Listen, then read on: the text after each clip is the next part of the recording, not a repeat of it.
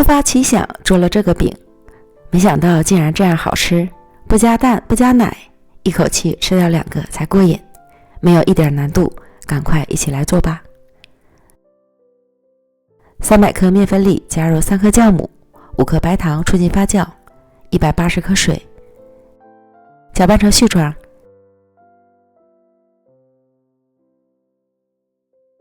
下手揉成光滑偏软的面团，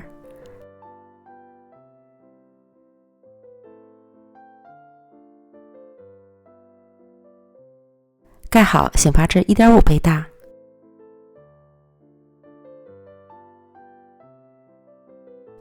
发酵好的面团呈拉丝的蜂窝状，取出面团，揉面排气，揉成光滑的面团，撒点面粉防粘，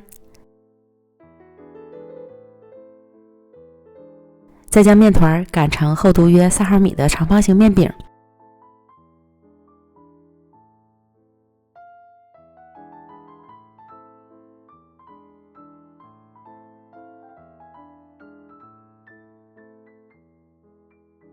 倒点油刮均匀，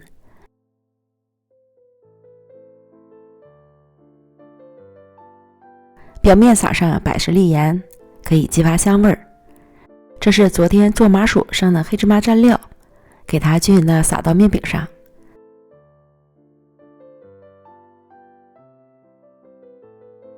再从上至下卷起来，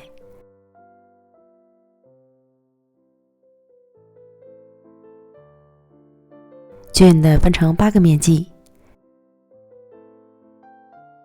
取1个面剂，团团圆按扁，再由中间向两边擀开，这样一个饼坯就完成了。全部都做好后，盖好保鲜膜，再醒发20分钟，醒发至生坯形状饱满即可。电饼撑开小火预热，多刷一些油，放入饼坯，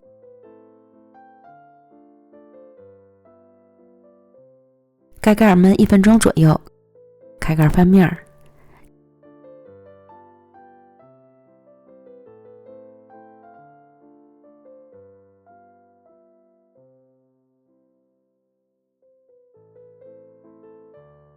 另一面捞至上色，再翻一次面。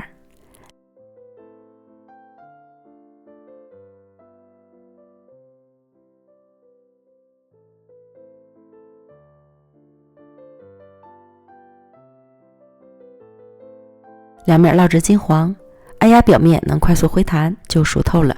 出锅。用昨天的剩料，突发奇想做了这个黑芝麻发面饼。刚烙好时，外酥里软，还筋道，黑芝麻的香气十分浓郁。因为里面有糖，所以吃起来还有一丝丝的甜味儿，真是越吃越想吃，不用喝汤都能吃2个。如果你也喜欢，就赶快试试吧。